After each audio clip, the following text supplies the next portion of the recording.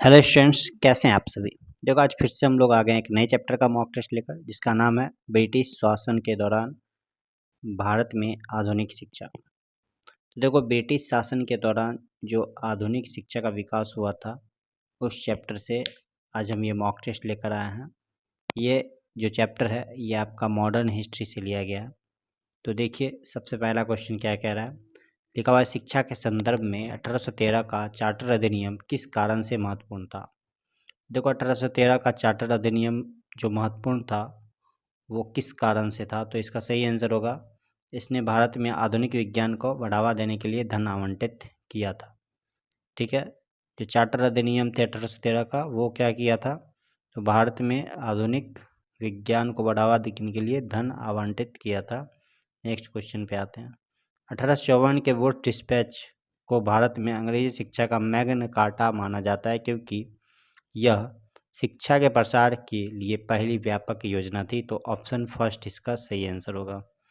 1854 में जो woods dispatch आया था वो अंग्रेजी शिक्षा का मैग्ना कार्टा माना जाता है, इसलिए क्योंकि ये शिक्षा के प्रसार के लिए पहली व्यापक योजना थी। नेक्स्ट क्वेश्चन पे आएंगे। 1882 में नियुक्त हंटर आयोग मुख्य रूप से शिक्षा के किस स्तर पर केंद्रित था। तो हंटर आयोग जो था वो प्राथमिक और माध्यमिक शिक्षा के केंद्र पर जो है किस स्तर पर केंद्रित था, तो प्राथमिक और माध्यमिक शिक्षा के स्तर पर केंद्रित था। नेक्स्ट क्वेश्चन पे आते हैं। भारत में अंग्रेजों ने पहला मदरसा कहाँ स्थापित किया था, तो इसका सही आंसर कलकत्ता में स्थापित किया था। नेक्स्ट क्वेश्चन पे आते हैं। भारत में आधुनिक शिक्षा प्रणाली की नींव रखी गई थी, तो ये आपका होगा मेकालय। मेकालय मीन्स 1835। भारत में आधुनिक शिक्षा प्रणाली की नींव जो है वो आपका मेकालय मीन्स 1835 में रखी गई थी। नेक्स्ट क्वेश्चन पे आते हैं। प्रथम भारतीय शिक्षा आयोग की नियुक्ति किसने और किस वर्ष की थी।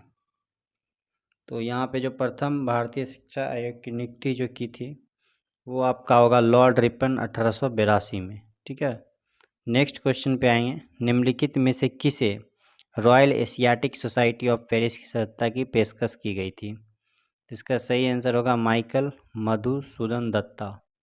नेक्स्ट क्वेश्चन पे आएंगे। डेक्कन एजुकेशनल सोसाइटी के गठन से जुड़े थे, कौन जुड़े थे। डेक्कन एजुकेशनल सोसाइटी के गठन से बाल गंगाधर तिलक जुड़े हुए थे। नेक्स्ट क्वेश्चन पे आएंगे। तो माइकल सैडलर आयोग का गठन किसकी समस्याओं का अध्ययन करने के लिए किया गया था, तो कलकत्ता विश्वविद्यालय इसका सही आंसर होगा। नेक्स्ट क्वेश्चन पे आएंगे। अगला क्वेश्चन क्या है, तो स्वतंत्रता पूर्व काल में ब्रिटिश सरकार द्वारा भारत में आधुनिक शिक्षा का प्रसार करने का मुख्य कारण क्या था, तो इसका सही आंसर होगा छोटे प्रशासनिक पदों पर शिक्षित भारतीयों की आवश्यकता। तो ऑप्शन 1 इसका सही आंसर हो जाएगा।